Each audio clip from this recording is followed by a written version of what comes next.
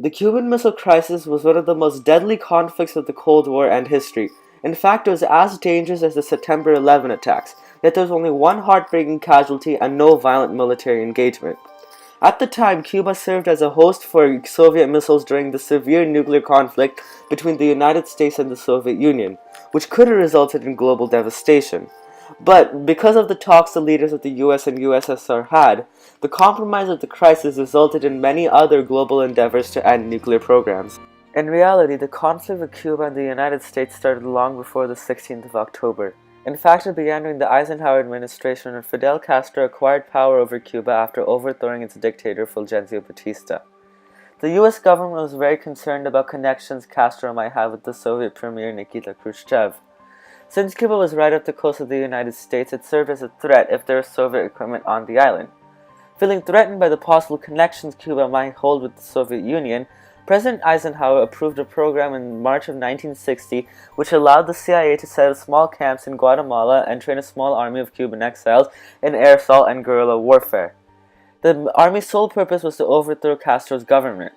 On April 17, 1961, after a mere 1 year of training, President Kennedy approved 2 airstrikes and 1 surprise attack, which is called Brigade 2506. The attack was on Cuba's southern coast, Bahia de Cochinos, which was soon known as the Bay of Pigs invasion. This invasion, though, was an absolute failure. The first airstrike missed almost all of its targets, and many Cuban military sites were intact after. As a result, President Kennedy canceled the second airstrike, and Brigade 2506 was overwhelmed by Cuban forces and fire. This failed attack prompted Fidel Castro to request the deployment of Soviet missiles on Cuba, the start of one of the most horrifying conflicts in U.S. history. Even though people feared Cuban connections with the Soviet Union, there was no evidence towards it until October 16, 1962, when a batch of photographs of Soviet intermediate-range missile sites, or IRMB sites, on Cuba trickled in from a Lockheed U-2 spy plane. I remember that we had a spy plane that spotted in Cuba pads where they were going to build stuff. And then the spy plane found Russian ships that had missiles on the deck.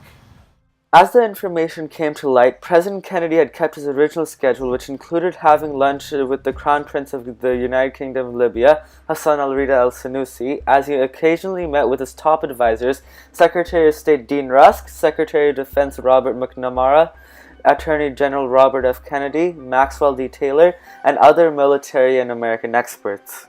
Kennedy's advisors laid out possible actions available to take against Cuba.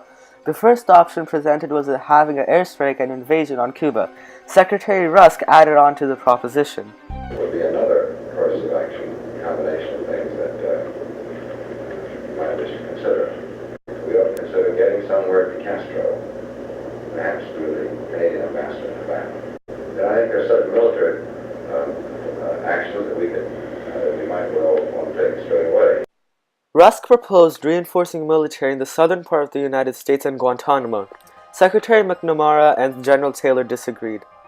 Mr. President, there are a number of unknowns in this situation. We certainly should prevent any more coming in, which means the naval blockade.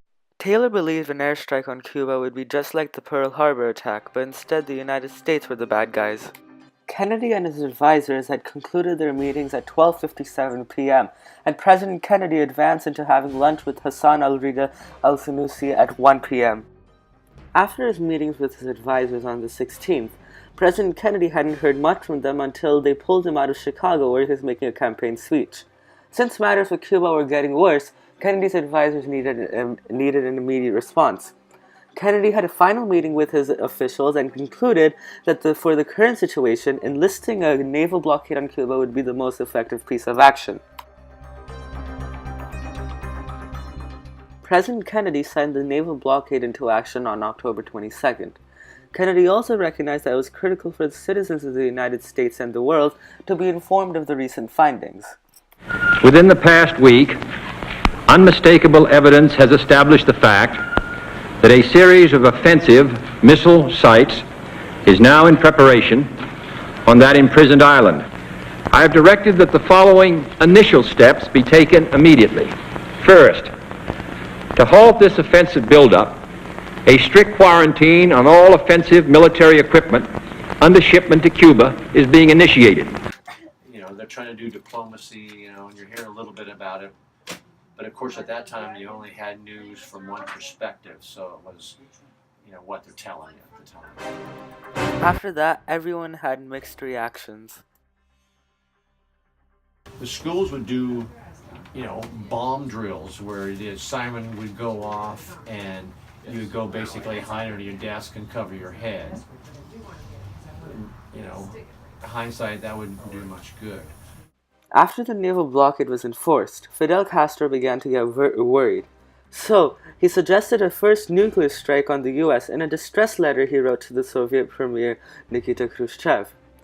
Khrushchev responded by stating that the quarantine was an act of war and nor him or Cuba would tolerate the actions the US was taking.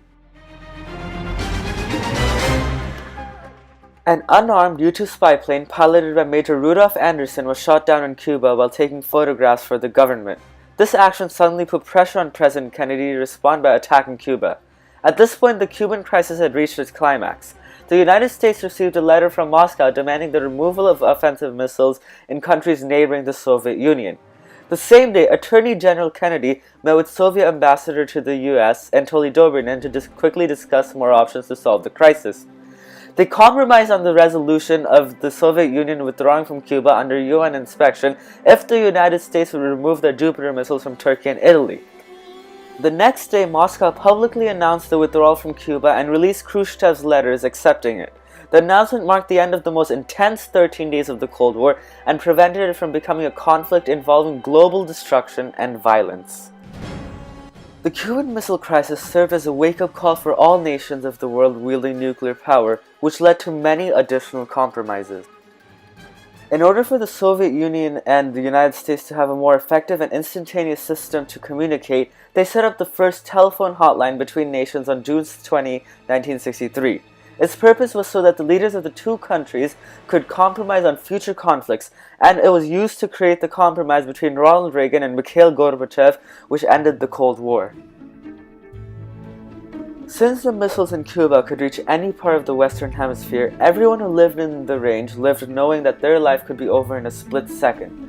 Obviously, this threat was implied to anyone living near nuclear sites, and after avoiding massive nuclear war and destructions, leaders of the most powerful countries met and formed to discuss options to prevent nuclear war. At the end, they signed the Nuclear Test Ban Treaty. This compromise banned all nuclear tests that were conducted in the atmosphere or in space, but it did not include underground tests. The ban also had many health benefits. During a nuclear test, there are certain radioactive isotopes released, which can lead to cases of cancer and birth defects for all mammals. After the treaty was signed, the growth of cancer mortality in the United States notably deteriorated as nuclear testing around the world decreased. The compromise to the Cuban Missile Crisis wouldn't have been reached unless the leaders of the two countries didn't communicate. This inspired future presidents to have talks with hostile countries to create compromises, such as President Reagan's meetings with Soviet Premier Gorbachev, which became the main factor in the fall of the Berlin Wall and the end of the Cold War. Today, most countries who have disputes with each other only need to talk to each other, and a compromise is reached without any conflict. Since the Cuban Missile Crisis and the Cold War, the United States nuclear arsenal has decreased from 23,575 nuclear inventories to just 5,000. Russia's nuclear arsenal has also decreased from 45,000 nuclear inventories to an estimated amount of about 12,000. Along with the United States and Russia, the Cuban Missile Crisis made the UK realize that they need to decrease their nuclear inventories. Because of the single compromise created by the US and USSR, many influential countries reduced their nuclear arsenal, benefiting the whole world and community. Now that Russia and the United States have finally understood the dangers of nuclear weapons, the Cuban Missile Crisis can be used by countries to show other countries, such as Israel and North Korea, that it is much better to just get rid of nuclear weapons so that it can better benefit the whole world. To conclude, though the Cuban Missile Crisis was one of the most horrific conflicts of history, where the world was at the brink of drastic nuclear war, Its compromise allowed all countries wielding nuclear powers to realize the dangers of nuclear war, and it helped the United States and Soviet Union understand the severity of and the consequences of nuclear weapons.